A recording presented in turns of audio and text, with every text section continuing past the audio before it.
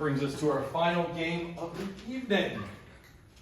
And the final game of the evening involves the entire cast, and it's called Good Advice, Bad Advice, Worst Advice.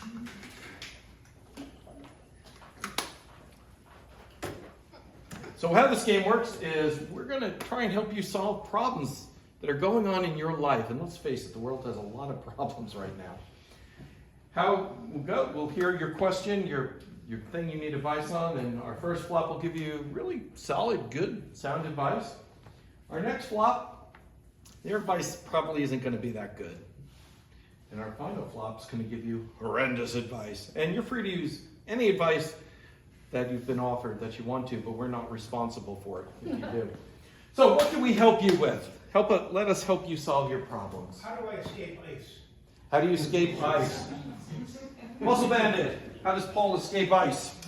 Well, I would suggest you get a heat lamp and maybe some rock salt, and you put that down in your driveway, and just keep things nice and warm for the foreseeable future. And that'll prevent the ice buildup. That's the good advice for a Portland winter, absolutely. Interesting, what do you think?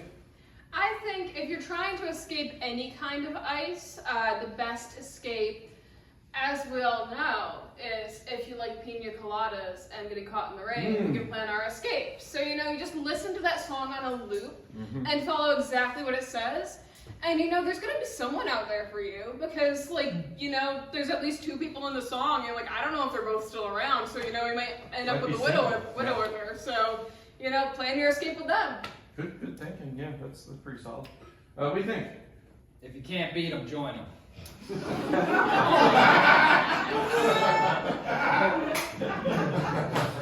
Okay.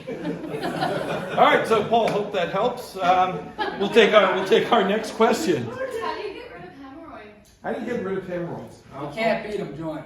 Get right up in there. Well, I think being an older gentleman, I can perhaps speak to this subject. Hemorrhoids, not to be funny, but they really are a pain in the ass. And there are great medications out there to help you with that, right? First thing, I would say try Preparation H. They also have these donuts you can sit on so you're experiencing less discomfort. But if it continues, see your doctor, see your GI specialist because they can help you with that, right? Don't suffer, right? You don't deserve to suffer, okay? All right, so how to get rid of hemorrhoids? So you're going to take 2 fingers. You're going to just kind of put them in your mouth, or a friend's mouth, depending. Now, you may or may not be alone. Right. Hopefully you've got some supports, okay? So you're going to take 2 fingers. Just get them down, just like this, all like this. Then you're going to just gently press them back in. Press them back in, okay? Do your best. If you can't go behind, get down there. Just get down there. Go football style if you need to. If you can't reach yourself, definitely get a buddy. Definitely get a buddy, press them back in. And then, gone but not forgotten, I guess. Go with that. And just, hope for the best. Hope for the best. Okay.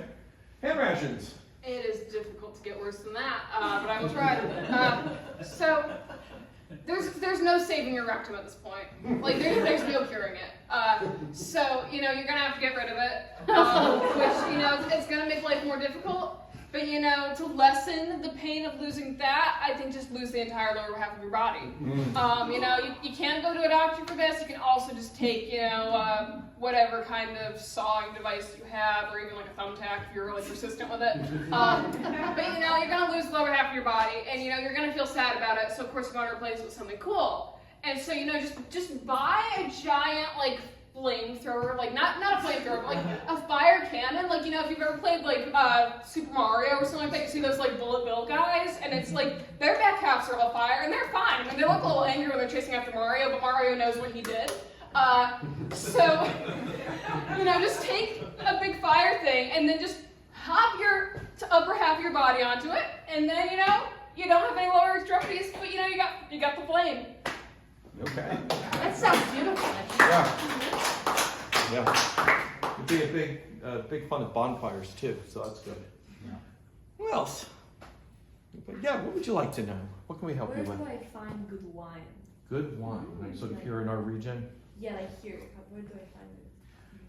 Where do we find good wine? So, what I would suggest is you go and you get a bus and you go to New York City, and from there you take a flight to Italy, and from there you take a flight to a smaller town in Italy, and then from there drive to this tiny place in Italy, and then go to your mom's house and get wine from there.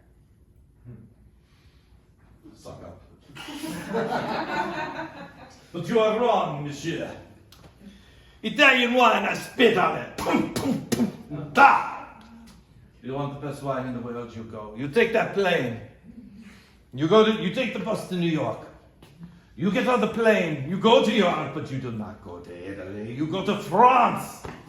To the finest regions in France, where they pick the grapes, glistening off the vine, and they gently crush them, and they age them, and then they give you the glass.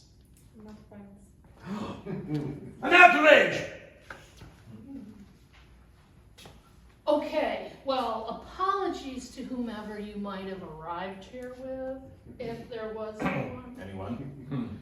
But the best way to find good wine is to hook up with an old rich person who just happens to have it in one of those wine cellars or one of those fancy freaking big wine special fucking things that they have in their house. I don't even know what it's called. It's so goddamn special. I'm not even allowed to see it. It's a big wine fucking That's a thing. big fucking wine thing, you Yeah. know? And maybe they've even got a special person, a sommelier, who comes and tells you oh, this one doesn't fit, this one goes perfect with a hamburger, because but then you just marry the first time for money is what I'm saying, or just hook up, whatever the fuck, I don't care.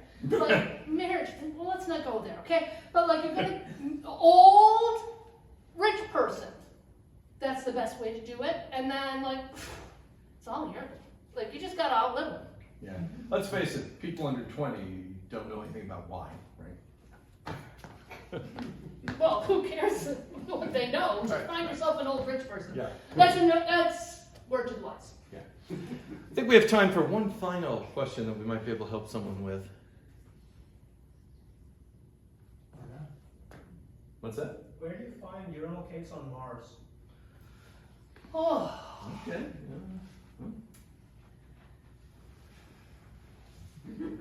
I think if you find yourself in that situation,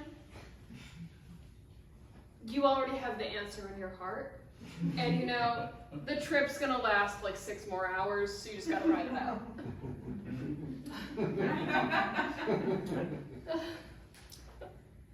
They have graphs for these things.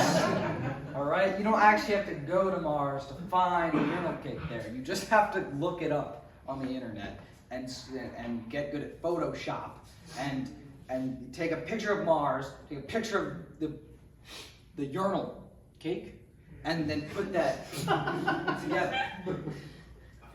Put it on Twitter. Tell everyone about it.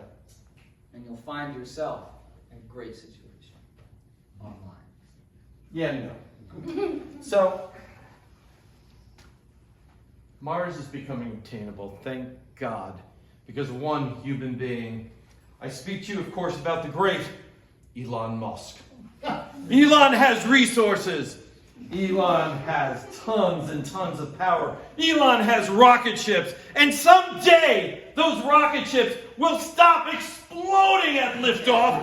And one day, one of them will glide into the sky and explode somewhere near the moon. But the next one is going to take off beautifully, and it's going to sail to Mars. And because Elon made it, and it's made of the finest materials with the finest workers, it will get there in half the time that they anticipated to take. And then because Elon knows everything in the world about every single topic, he will excavate Mars, and he will discover there was an ancient civilization that lived there millions of millions and millions and millions and millions and millions and billions and trillions and gazillions of years before the Earth even evolved from a little bowl of dust. And he'll dig down, and he'll find archaeological ruins from that civilization, and he will study them, and he will bring those results back to Earth, and we will learn that the very first product ever made on Mars was a urinal cake.